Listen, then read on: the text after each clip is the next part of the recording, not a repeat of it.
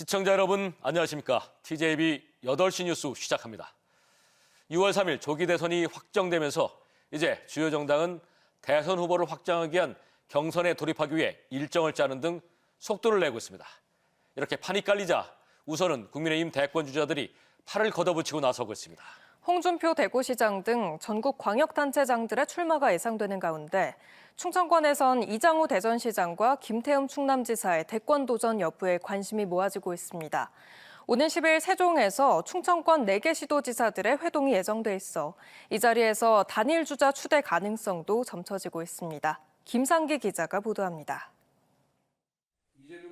국민의힘 대선 경선 시계가 본격적으로 돌아가는 가운데 충청권 핵심 인사들의 움직임이 주목받고 있습니다.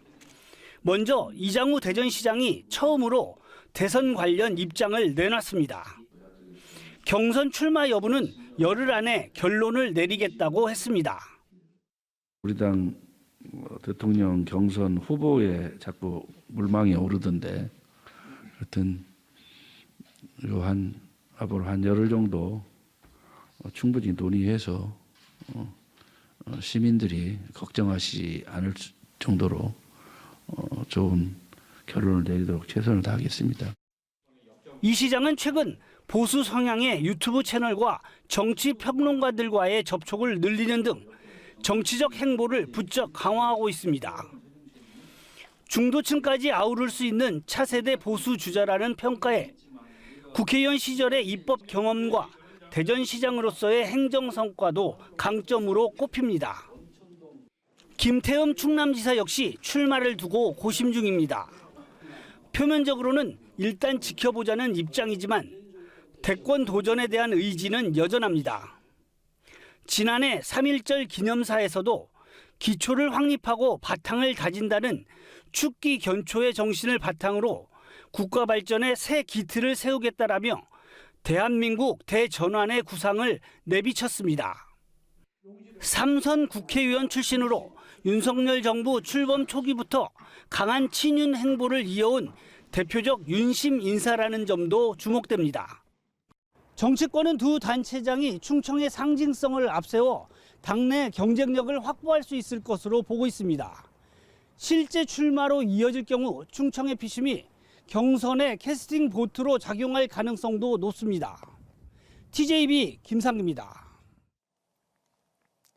조기 대선을 앞두고 수도권을 제외하고는 대부분 유권자 수가 줄어든 반면 충청은 유권자 수가 늘어 캐스팅보트 역할이 더 커질 것으로 예상됩니다. 행안부 주민등록 인구 통계에 따르면 올 3월 기준 대전과 세종, 충남의 유권자 수는 모두 338만 6,955명으로 3년 전 대선 당시 331만 7,597명보다 7만 명가량 증가했습니다. 대전이 8,600여 명, 세종은 17,000여 명, 충남은 4만 3천여 명이 각각 늘었습니다. 중도층과 유동층이 많은 충청권은 이번 조기 대선에서 뚜렷한 지역연구 후보가 없어 공약과 정책 중심으로 표심이 흐를 가능성이 높고 인구가 증가해 여야 모두 승부처로 삼고 있습니다. 김하늘 양을 흉기로 살해한 교사 명재환이 범행 전 통화에서 범행을 암시하는 듯한 말을 한 것으로 나타났습니다. 주진 의원이 법무부에게 제출받은 검찰 공소장에 따르면 명 씨는 범행 1시간 30분 전 남편과의 통화에서 한 명만 더 불행하게 할 거라면서 자신이 감옥에 가면 어떻게 되느냐고 물었습니다. 실제로 명 씨는 이날 오후 4시 40분쯤 돌봄 교실에서 홀로 나온 김하늘 양을 시청각실로 유인해 흉기로 살해했습니다. 지난달 27일 구속돼 재판에 넘겨진 명 씨의 첫 공판은 다음 달 26일 열립니다. 대전의 학교 급식 조리 종사원들의 파업으로 급식의 질이 눈에 띄게 떨어지고 있다는 지적이 나오는데 여러분은 어떻게 생각하십니까? 이 파업의 여파로 학생들의 저녁 급식 중단 사태에 이어서 일부 학교에서는 조리원들이 긴 미역을 다듬기 어렵다며 조리를 거부해 미역 없는 미역국이 나왔다고 하는데 기가 막힐 뿐입니다. 교육청과 노조의 갈등으로 벌어진 사태인데 해결의 실마리도 보이지 않아 학부모와 학생들의 불만이 터져나오고 있습니다. 김철진 기자입니다. 대전 둔산동의 한 고등학교. 4시가 되자 학생들이 학교 밖으로 우르르 나옵니다. 급식조리 노동자가 파업하자 학교 운영위가 급식 질 저하가 우려된다며 지난 2일부터 저녁 급식을 중단한 겁니다. 냉면 그릇 사용 거부와 반찬수는 김치 포함 3가지만 허용, 사골 삶는 행위 거부 등을 요구하며 시작된 쟁의가 길어지자 학생들도 불만을 토로합니다. 앞으로 좀 많이 저희 원하는 고기나 그런 게 좀 적어진다고 해요. 튀김이나 그런 게. 부정적인 반응이 좀 대다수인 것 같아요. 대전 중구의 한 중학교에선 파업 여파로 미역 없는 미역국이 나오기도 했습니다. 조리원들이 긴 미역을 다듬는 게 어렵다며 긴 미역 조리를 거부했기 때문입니다. 교육청과 학교 비정규직 노조가 조리원 처우 개선을 두고 평행선을 달리고 있는 사이 일선 학교에선 급식질이 저하되고 학사 운영에까지 차질이 빚어지고 있습니다. 미역을 자르는 게 부당노동 행위다. 오렌지도 그거 칼질하는 게 부당노동 행위다. 그래서 그냥 주고 애들 셋이 나눠 먹으라고 하라는데 그게 너무 말이 안 되잖아요.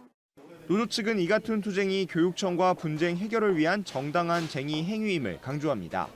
국그릇 사용으로 인해 업무가 증가하고 근골격계 질환을 유발하는 식재료 취급으로 조리원들이 다칠 수 있다며 무리한 요구가 아니라고 말합니다. 교육청 측은 노조와 대화할 준비가 됐다면서도 계속되는 쟁의 행위의 법적 정당성에 대해선 자문 등을 받아 검토 중이라는 입장.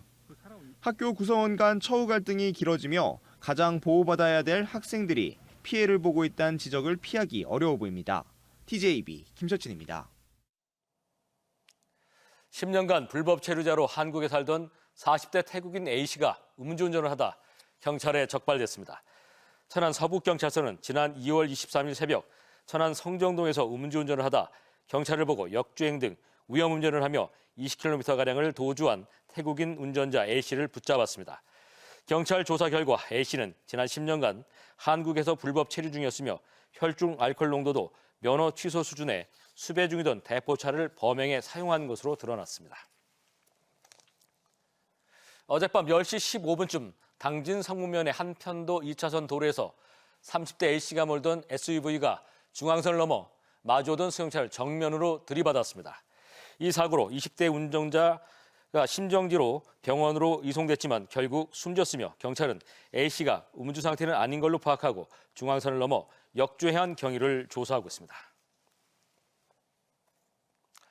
강제 성추행 혐의에도 불구하고 여전히 의정활동을 이어가고 있는 대전시의 송할섭 의원에 대해 저희 TJB가 끈질기게 후속 보도를 하고 있는데요. 얼마 전에는 송 의원이 기소는 됐지만 징계와 재판이 모두 지지부진하다는 소식을 전해드린 바 있습니다. 그런데 더 알아보니 대전시의회가 이번 사건을 계기로 성비위 문제를 명확히 징계하도록 조례까지 바꿔놓고는 정작 송 의원에 대한 징계에는 동료의식이 투철해서인지 아예 모른 척하고 있는 것으로 드러났습니다. 조용준 기자입니다. 지난해 7월 TJB 단독 보도로 송할섭 대전시 의원의 강제추행 의혹이 불거진 이후 논란을 키운 건 대전시 의회의 조례안이었습니다. 시의원에 대한 윤리특별위원회 심사를 할 때 징계 수위의 기준이 되는 윤리실천규범 조례에 성비위 관련 내용은 빠져 있었기 때문입니다. 결국 당시 윤리위는 품위유지 위반이라는 큰 틀만 적용해 송 의원에 대한 제명안을 본 회의에 상정했고 명분이 부족하다는 이유 등으로 부결돼 폐기됐습니다. 문제점이 드러나자 시의회는 지난해 8월 해당 조례 개정에 나섰고 현재는 품위유지 위반 세부 항목에 성폭력과 성희롱이 명시돼 이를 어길 경우 최소 경고에서 최대 제명까지 징계할 수 있도록 정확히 밝혀놓고 있습니다. 이 개정안은 모두 12명의 시의원들이 동의해 공동 발의됐는데 정작 조례안 개정의 원인을 제공한 송할섭 의원은 아무런 징계도 받지 않은 상태입니다. 조례를 좀 지키는 모습을 보여줘야 조례가 실효성이 있는데 그런 것들이 전혀 없다면은 바꾸는 것이 의미가 없고. 시의회가 당장 비판을 피하기 위해 보여주기식으로 조례안을 바꾼 것 아니냐는 지적이 쏟아지는 가운데 시의회 내부에서도 반성해야 한다는 목소리가 나옵니다. 성추행, 성폭력이라는 단서를 딱 넣어서 오히려 명확하게 징계할 수 있도록 만들었습니다. 지금 아무런 징계를 하지 않는 것은 매우 부적절한 상황이라고 생각을 합니다. 시의회는 여전히 재판 결과를 지켜봐야 한다는 입장을 고수하며 눈치만 보고 있는 가운데 다음 회기는 6월에야 시작돼 징계 결정 여부 자체가 기약 없이 밀리는 건 아닌지 우려가 커집니다. TJB 조형준입니다. 대전시가 유성구 하기동 일원에 조성 예정인 국가산업단지와 관련해 개발 제한구역 해제 사전 협의를 3개월 만에 마무리하고 본격적인 후속 절차에 돌입했습니다. 통상 1년 정도 소요되는 사전 협의를 빠르게 마무리한 가운데 대전시는 오는 8월 해제 절차를 완료하고 우주항공, 바이오, 반도체 등 6대 전략산업에 특화된 첨단산업단지를 조성한다는 계획입니다. 충남에서 하루 사이 두바퀴차 교통법규 위반 행위가 100건 넘게 단속됐습니다. 충남경찰과 충남자치경찰위원회가 오늘 두바퀴차 교통법규 위반 행위 일제 단속에 나선 결과 이륜차 34건, 전동킥보드와 같은 PM 36건 등 모두 132건이 적발됐습니다. 지난해 충남에서 교통사고로 인해 숨진 234명 가운데 두바퀴차 운전자가 67명으로 28.6%를 차지해 교통안전에 각별한 주의가 필요합니다. 버려지는 동물들이 워낙 많다 보니 자치단체가 모두 돌보지 못해 민간보호소가 대신 수많은 유기동물들을 보호하고 있는데요. 정부가 갑자기 민간보호소들을 제도권으로 들인다며 등록제를 시행하기로 했습니다. 문제는 비현실적인 기준을 내세워 이에 부합해야만 등록해준다는 건데 이 때문에 수많은 민간보호소들이 폐소 위기에 몰렸습니다. 전유진 기자의 보도입니다. 공주에 위치한 유기동물 쉼터. 20년째 안락사 위기에 처한 개와 고양이를 구조하다 보니 어느새 100마리 가까이 돌보고 있습니다. 간간히 후원을 받고는 있지만 대부분은 사비로 운영되는 상황. 그럼에도 불구하고 동물 등록은 물론 중성화 수술까지 시키며 쉼터를 운영하다 보니 재정난은 피할 수 없습니다.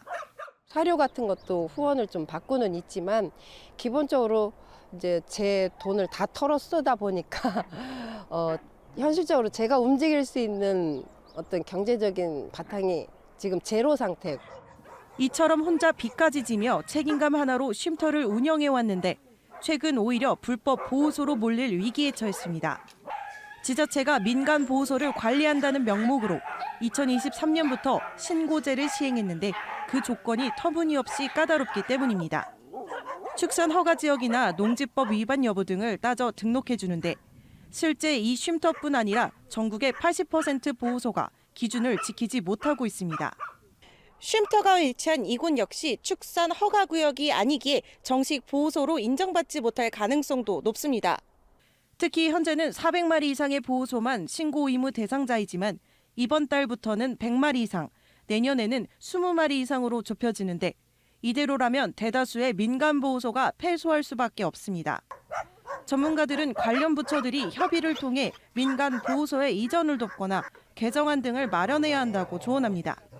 부처 간 협의를 해서 최대한 특히 일정 기간 동안만이라도 좀 규제를 완화해서 단계적으로는 이 시설들이 문을 닫지 않도록 신고를 할 수 있도록 좀 연착륙 방안을 마련을 하는 것이. 매년 발생하는 유기동물은 10만 마리 이상. 현실을 제대로 파악하지 않은 채 실시한 탁상 행정으로 수많은 유기동물들이 또다시 갈 곳을 잃을 처지에 놓였습니다. TJB 전유진입니다. 대전시 교육청은 오늘 한국국제개발협력센터 사업의 일환으로 팔레스타인 교육부 관계자 4명이 대덕 소프트웨어 마이스터 고등학교를 방문했다고 밝혔습니다. 대덕 소프트웨어 마이스터고는 이 자리에서 선진교육 환경과 커리큘럼을 팔레스타인 교육부 관계자들에게 공유했으며 앞으로 실질적인 협력이 이루어지기 위한 의견도 나눴습니다. 대전시가 급성장하는 로봇 산업 환경에 맞춰 로봇 산업 육성 종합계획을 수립하고 차세대 로봇 혁신 허브 구축에 본격적으로 나섭니다. 시는 앞으로 5년간 로봇, 드론 지원센터 설립, 기술 개발 촉진, 상생 생태계 조성 등 4대 전략을 추진하며 1,285억 원을 투입할 계획입니다. 이를 통해 로봇 분야 유망 기업 10개사 상장과 쉰개 기업 창업 및 유치, 1,000개의 일자리 창출을 목표로 하고 있습니다. 아무리 갈등이 있더라도 아이들 밥상을 볼모로 삼는 건 선을 넘어도 너무 세게 넘은 것 같습니다. 대전의 학교 조리 종사원들은 자신들의 노동 강도를 줄여 직업병을 예방한다며 국그릇이나 반찬수를 줄여달라면서 파업에 들어가거나 손이 많이 가는 요리는 거부해 미역국에 미역이 없는 황당한 일이 벌어지고 있습니다. 네, 한창 성장해야 될 학생들의 급식 조달이 어른들의 이기적인 대응으로 밥상이 거의 엎어진 상태가 돼버린 겁니다. 자신의 자녀들이라고 생각한다면 밥상은 차려놓고 따질 건 따지면서 해결책을 찾았을 텐데 하는 생각에 참 마음이 편치 않습니다. 뉴스를 마칩니다. 고맙습니다.